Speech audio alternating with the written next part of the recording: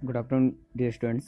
मैं आपका विज्ञान अध्यापक शुभम तिवारी माय गणित संस्कार एकेडमी बिरधा ललितपुर से आप सभी विद्यार्थियों का आज इस वीडियो कक्षा के माध्यम से हार्दिक स्वागत करता हूं।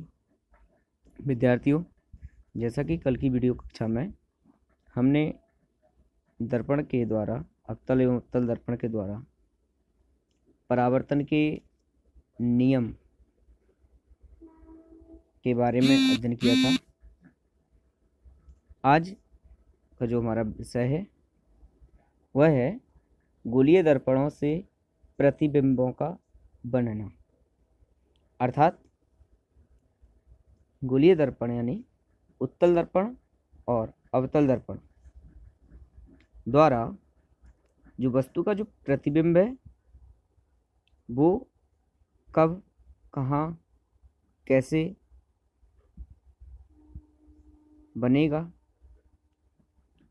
तो आइए इसमें सबसे पहले देखते हैं अवतल दर्पण द्वारा प्रतिबिंबों का बनना।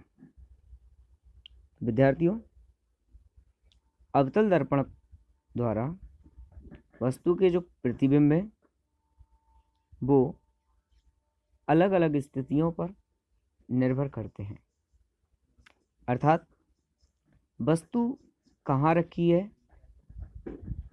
और वस्तु से निकलने वाली प्रकाश की किरण का जो परावर्तन है, परावर्तन के पश्चात जो परावर्तक किरण है वो कहाँ जा कर के मिलेगी या मिलती हुई प्रतीत होगी, उसके अनुसार वस्तु के प्रतिबिंब की प्रकृति भी निर्भर करती है। तो विद्यार्थियों, सबसे पहले ये जो चित्र आप देख रहे हैं यहाँ पर मैं नामांकित कर देता हूँ इस चित्र को। ये जो आप देख रहे हैं, ये जो लाइन लाइन दिखी है, इसे हम M1 M2 यानी ये दर्पण है आपका,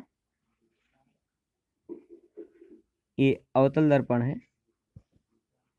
इसके बाद यहाँ पे ये जो C लिखा हुआ है ये आपका वक्रता केंद्र है। ये जो कैपिटल F है ये आपका मुख्य फोकस है। P दर्पण का ध्रुव है और ये जो OA जो तीर का निशान देख रहे हैं ये आपकी वस्तु है कोई,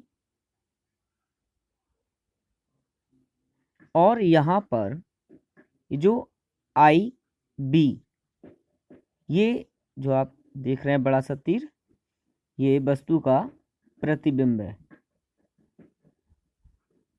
वस्तु का प्रतिबिंब है।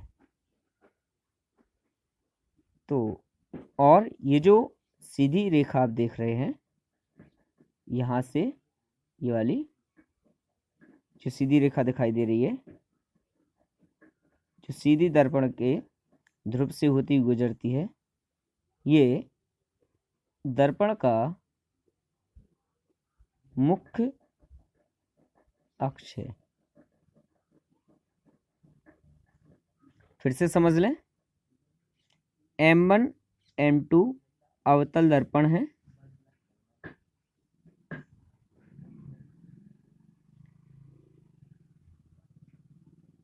ये ध्रुव से होकर जाने वाली सीधी रेखा ये दर्पण का मुख्य अक्ष है।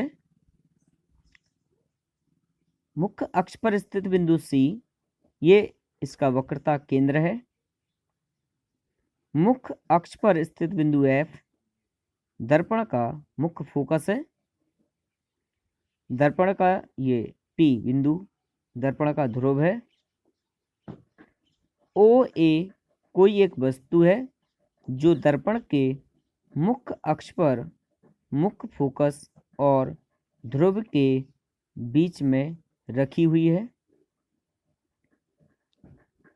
जिसका प्रतिबिंब दर्पण के पीछे वस्तु से बड़ा, सीधा एवं आभासी बनता है।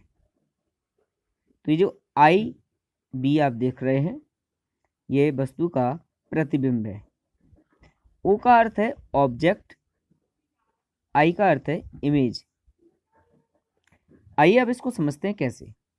विद्यार्थियों, ये जो वस्तु है यहाँ पर ओ ए, इस वस्तु से चलने वाली प्रकाश की किरण, देखिए ये जो वस्तु है, इस वस्तु से चलने वाली जो प्रकाश की किरण है यहाँ पर, ये मुख्य अक्ष के समांतर है।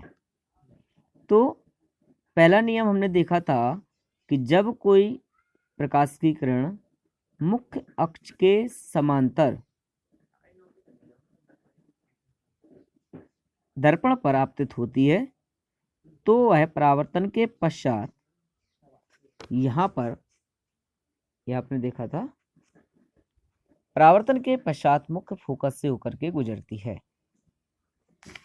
तो विद्यार्थी यही नियम इसमें लगाया है कि परावर्तन के पश्चात ये किरण मुख्य फोकस से होकर के, ये परावर्तित किरण है, ये आपकी है परावर्तित किरण, जो कि मुख्य फोकस से होकर के गई है। अब वक्रता केंद्र से होकर जाने वाली जो प्रकाश की किरण आप देख रहे हैं, ये इसी दिशा में वापस लौट आएगी। लेकिन जब ये किरणें कहीं मिलेंगी तो ये दर्पण के पीछे बिंदु बी पर मिलती हैं, जहां पर आई बी यानी इमेज, वस्तु का प्रतिबिंब, वस्तु से बड़ा, आभासी और सीधा बनता है।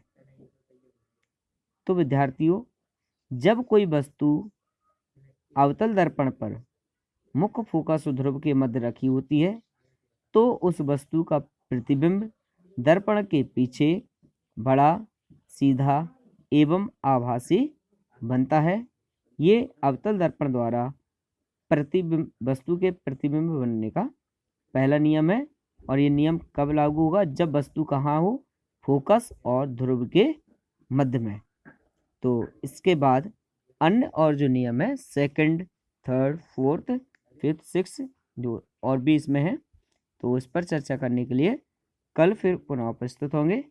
तब तक आप सभी के लिए हमारी ओर से बहुत बहुत धन्यवाद।